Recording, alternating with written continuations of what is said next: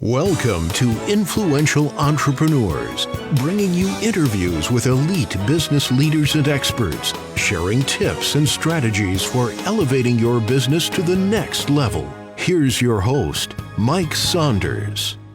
Hello and welcome to this episode of Influential Entrepreneurs. This is Mike Saunders, the Authority Positioning Coach. Today we have back with us Danny Favreau, who's the founder of One Less Worry, and we'll be talking about taxes in retirement. Danny, welcome back to the program. Thank you. Thank you for having me. Hey, so I know that taxes is a big, broad subject, and then a lot of people don't really calculate or estimate how taxes impact their retirement. Where do you start talking with your clients about that in factoring in their plan? Because I feel like sometimes people have this false assumption, way down the road in retirement, I'm going to be in a lower tax bracket or taxes probably going to be lower, but that might not be the case because we know that the deficit is a big number and really the only way to tame it is to raise taxes. So where do you start? Do you feel taxes are going to go up in the next 5 or 10 years? And talk a little bit about those tax brackets that you advise your clients on. Well, for sure, the taxes are going to go up. The writing's on the wall. The government spending is still keeps spending. They don't stop spending. And like you said, there's only two ways that the government makes money: is either to cut spending, okay, so they can save money there, or tax us, and then they collect the money there. And obviously, with a $35 trillion deficit that we're in, we need to do something. And It keeps getting worse, so they definitely got to start making taxes. It's outrageous how much we actually owe. But so they're going to make it up in taxes. 2026, I think we'll be seeing a first increase of that. Right now, I call it a tax sale. So if you have chances to move money and move it around and pay the taxes on it now while taxes are low, that's the thing to do. And, the 2026 thing is not even necessarily a tax hike. And I know I didn't even ask you this before, but I know we don't need to get into political views or anything or who's going to raise taxes or not. But I think this point you just made about 2026, it's not a tax hike. It's like some of these tax breaks that are expiring and that's already in place, right? That is correct. So they got to do something. And if they don't change it, they're definitely going up because things are expiring and it's the way it works. But there's definitely going to be something taking place. No matter what party gets in the office, I'm sure that something's going to take place. Yeah. Exactly. Because neither party wants to have their constituents saying, there's less in my back pocket. So money and income and cost of living and whatnot, that's an important factor for anybody. But I think that's a big piece to keep in mind, that taxes are going to go up in the next 5 to 10 years. And it's from a lot of factors. It might be from a political party. It might be from tax breaks that are expiring. It might be that we're trying to tame that deficit, but we need to be prepared for that as we start planning for retirement. So let's talk a little bit about some of the ways that you are addressing that with your clients. How are taxes on different sources of their income in retirement going to be handled? Because once you check out of the workforce and now you're not getting that paycheck, your employer used to take care of, contributing your, taxes and pulling it out before you got, paid. Well, now in retirement, you are going to get certain levels of income from wherever you're going to get it from your retirement income. Well, taxes need to be addressed there. What is your approach that way? Well, you're right. And I take a look at it as a big picture. We sit down with the client and we'll literally start with your Social Security. Okay, because you get taxed on your Social Security, for one. If you start making too much money, you're going to get taxed. Now, under a single person, from 0 to 25,000, there's no tax, but from 25 to 34,000, there's a 50% tax, and over 34,000 is 85% tax. Now, a married couple, 0 to 32,000 is okay, but 32 to 44,000 is 50% tax. Anything over 44%. That's an 85% tax. People don't realize that's from your Social Security. So we take a look at that as number one because they think what they're going to get from their Social Security statement could be a true number. Well, it may be, but it also could be taxed. Wow. So that's very important. Yeah, I mean, because it's kind of like the story when your kids get that first job and they get the first paycheck and they go, hold on, what are all those deductions? And, I got this gross amount, but what's this net amount? There's a big difference there. Well, same way with what you just described. Maybe that Social Security check, that number that you have in your mind that you're expecting, maybe what you net might not be what you need to fund your retirement. And a lot of that is because you didn't really plan for those taxes. So that's a really good point. Those are pretty staggering numbers. And remember, there's still 11 states that tax Social Security too, on top of that. So there's 11 states out there that do additional taxing, state tax or Social Security on top of the federal one. So that's another crunch there. So it needs to be looked at in detail, because anytime that you retire early or before your full retirement age, you can be affected by these taxes big time. So what are some other triggers that would make taxes, come knocking at your door that people need to be aware of? Your RMDs. I mean, every year some people get a little hung up on them and they forget about them, or they don't think, and that's a thing that's always changing is the age of when to start taking them. So you got to be on top of that. But RMDs is something that you just can't put aside, because the government are going to tax you heavy on them if you don't take your RMDs. And it's about timing, and it's about doing it right. And, so you have a little grace period up until April to take them, but, of the following year. But you got to get them done, and they got to be planned well, or else they can hurt you big time. And for those aren't familiar with RMDs, it's required minimum distribution.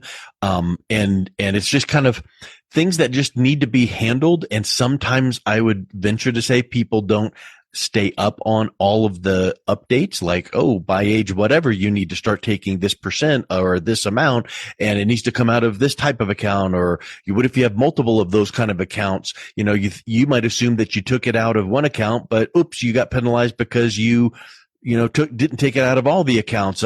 I think there's a lot of confusion that way, right? Oh, there is. It makes it hard if you don't have all your paperwork organized in it. When you work with an advisor, make sure you bring everything to the table. So therefore, we can see everything, because it's important. Because if we don't have everything, something like that could really hurt you down the road. But putting everything together, we'll be able to look at your whole plan, tell you when things should be taken, show you what things are going to be, like what your Social Security is actually going to be, what your RMDs down the road are going to be for certain accounts. But we could take that all into consideration. Then when you start needing your money, start pulling your money, the sequence of return is so important that we do it right, because you could lose a lot if you don't. And that's so important. So we put a complete plan together. And my advice is to make sure to bring all of your paperwork. Bring it all. Don't hide nothing. Don't forget nothing, but just bring it all, and we'll go through it in detail. And I think that sometimes people might go, oh, I'm required to take this amount out, but I sold my RV last year, so I got some cash and I don't need to take it out. I'm good to go. I don't need the cash. But that could be a mistake too, right? Because of penalties. Well, yeah, you don't want to be hit with that penalty, and it could be as high as 25%. I mean, so you don't want that to happen, Yeah. Just because you assumed you were fine, but oops. So getting with someone that can look at the big picture, make sure that you're doing things the right way, in the right amount, at the right time, huge. Because one hit like that, like some of those taxes on Social Security, or tax because you didn't withdraw the right RMD, that's a big reduction in that retirement portfolio. Yeah, and then inheritance tax too.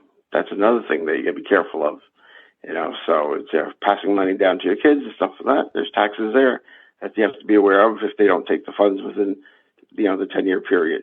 So, well, let's go into a little bit more detail there, because I think a lot of times people think in their mind, I need to work hard, strive hard to get enough money to be able to retire.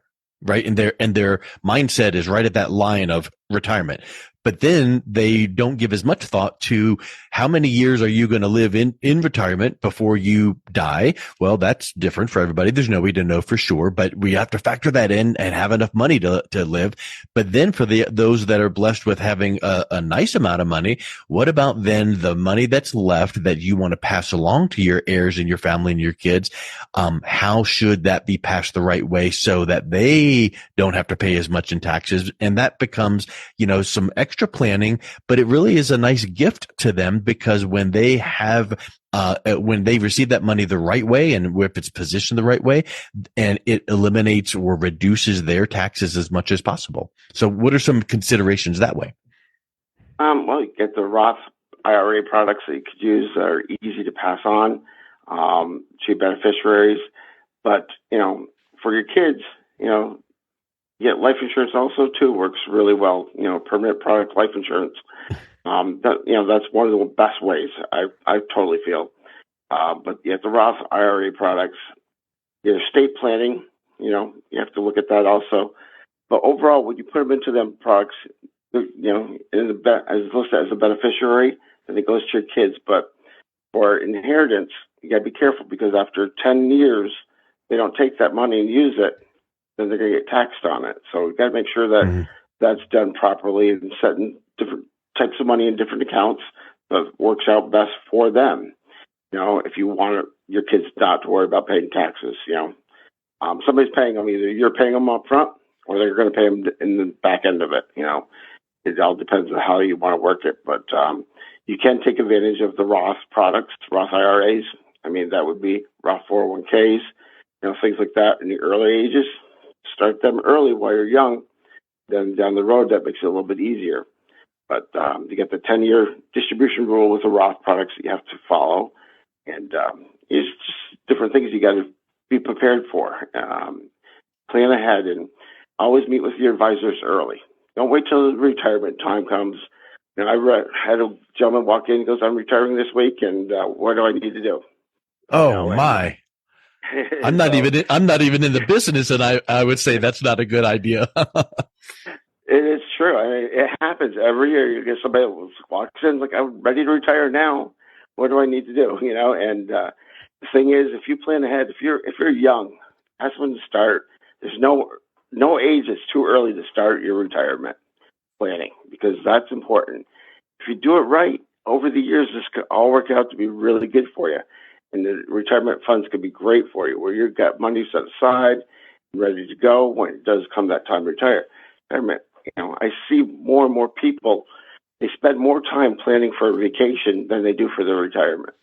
It makes it rough. And Social Security is one great thing that we have, to take advantage of, but 95% of the people don't take advantage of it to its max.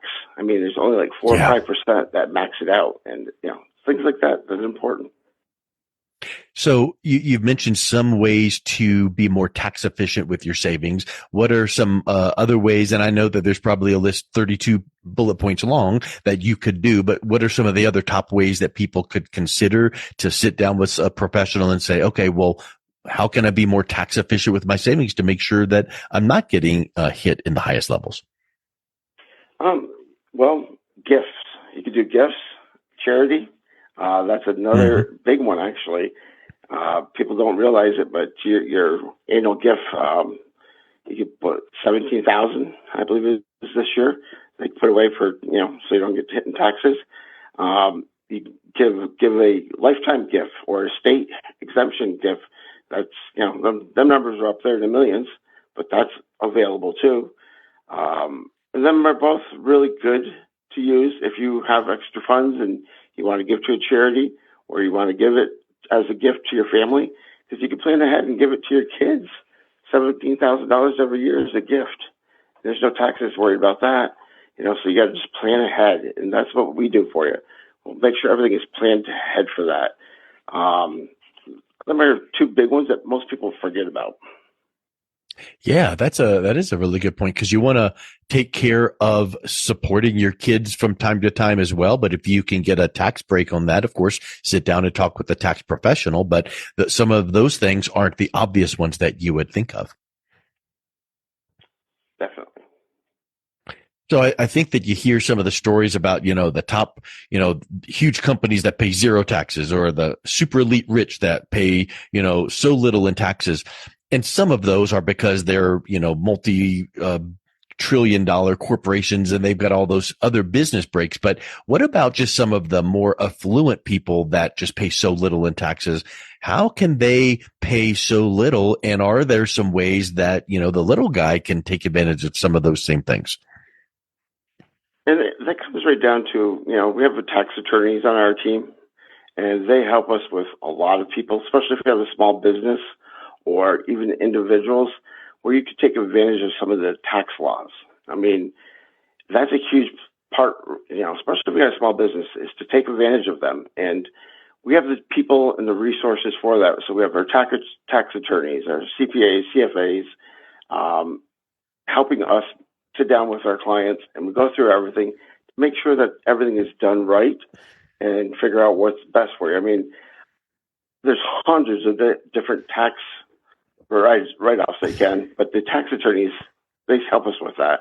And they just analyze your whole business and see what you got going on. Or if it's, high-end person, they also help with that too. And they figure out exactly what's best and what you can write off and can't write off, because that's important. But we have tax attorneys for that, and they make a big difference when it comes down for taxes. We could actually. So having the right team behind you, working with you, working for you, looking over, all of the opportunities, bringing things to you, that's so critical, because there's no way that we as just the little guys out there can know it all and keep up with it all. And Google is not our friend in these areas, because we've got to sit down with professionals, legal, tax, financial, retirement professionals that can bring some of these together. I think that's a huge thing, and kind of having that, team in place. Oh, definitely. When you mentioned Google, and that's kind of funny. I've had people Google, like, when to take their Social Security or when to take this or that. Well, the thing with Google doesn't know your history. Google doesn't know your finances. Google doesn't know, what's you got physically for assets. When you go, Google doesn't know your goals. So Google is not the answer. And I get that every now and then. Like, Google said I could do this. Well, you can, but now you got this and this problem to worry about.